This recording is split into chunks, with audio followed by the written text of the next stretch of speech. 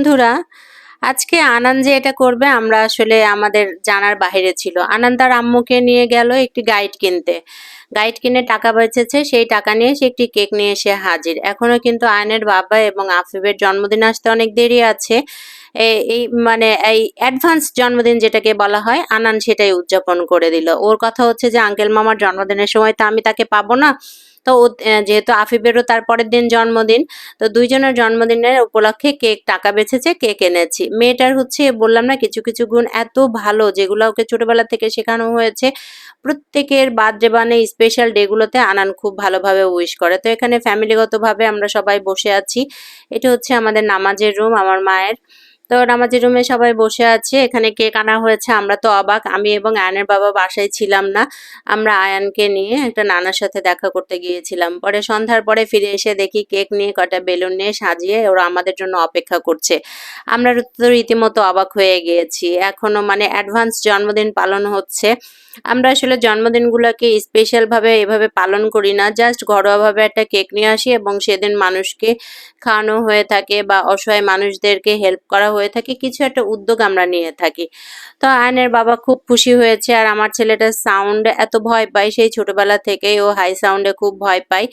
তো এখনো সে কানে কিন্তু হাত ধরে আছে যে মানে কখন বেলুনটা ফুটবে, এবং ও সেই ভয়টাকে কানে সাউন্ডটা নিতে পারবে না, যার জন্য ও ভয় পাচ্ছে। এখন মজার কথা হলো যে কেক এনেছে তারা, চাকু আনতে আর মনে নাই। তো আমরা বলছি কুড়াল দিয়ে কেকটা কাটেক। আর আমি এদিকে মোবাইল ধরে আছি কিন্তু পুশ করে রেখেছি ভিডিও ক্লিপ, অনেকগুলো ক্লিপ নিতে পারি নাই। তো সবাই মিলে, পরিবারের সবাই মিলে একসাথে বসে এখন আফিফের এবং আয়নের বাবার অ্যাডভান্স বার্থডে কেক কাটা হবে। তো এখন কেক কাটছে, আমরাও একটু বলে দেই happy birthday to your self, নাকি সরি টুগেদার হবে। হ্যাপি বার্থডে আয়নের বাবা অ্যান্ড আফিফ, দুজনের একবারে জন্মদিন। তো আমাদের বাড়িতে আসলে এরকমই হয় যে প্রত্যেকটা মাসে দুটো করে জন্মদিন আছে। মানে আজকে একজনের তো কালকে আরেকজনের, আবার 2 মাস পরে একজনের, আজকে কালকে একজনের, এরকম করে। এখন আয়ান আফিফকে কেক খাইয়ে দিচ্ছে, রিঙ্কিও এসেছে এখানে, রিঙ্কি, আমরা সবাই। আর আমরা এখানে 3 বোনই আছি। তো 3 বোনের উপলক্ষে 3 বোনেরই বাচ্চা কাচ্চা আছে।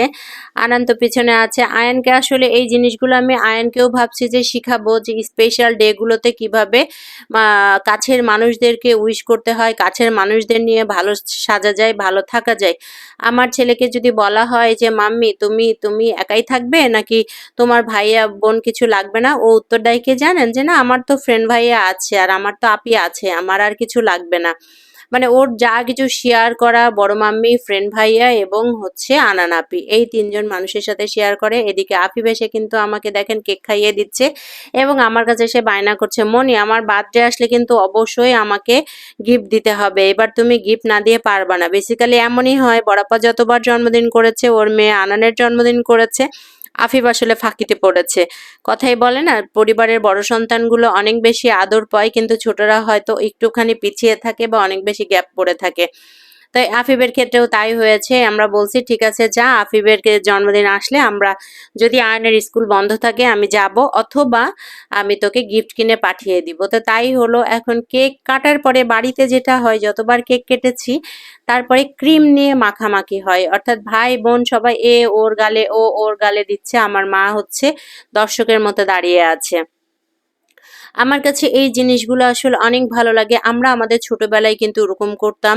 ভাই বোনদের যখন জন্মদিন আসতো, যেমন বেসিক্যালি আমার ভাইয়ের যেদিন জন্মদিন হতো, আমরা সব মামাতো বোনগুলো একসাথে হয়ে ভোরবেলা করে দরজা খুলতাম, খুলে একটা ফুল দিয়ে উইশ করতাম এবং বলতাম আজকে ট্রিট দিতে হবে। আর তখন ট্রিট দেওয়া মানে হচ্ছে কেক খেতাম না, কিন্তু হচ্ছে হয়তো ঘুরতে নিয়ে যাবে বা আমাদের ফাস্টফুড আইটেম কিছু একটা খাওয়াবে। আবার যখন আমাদের পালা আসতো তখন অনুষ্ঠান করা হতো। তো এরকমভাবেই কিন্তু আমরাও ছোটবেলায় এভাবে মেনটেন করেছি। তো এইভাবে মেনটেন করাটা বাচ্চাদেরকেও শিখিয়েছি। তো ওরাও এইভাবেই চলছে আর কি। এইভাবেও এই বন্ধনটা যেন চলে, এই প্রোগ্রামটা যেন এভাবেই চলে।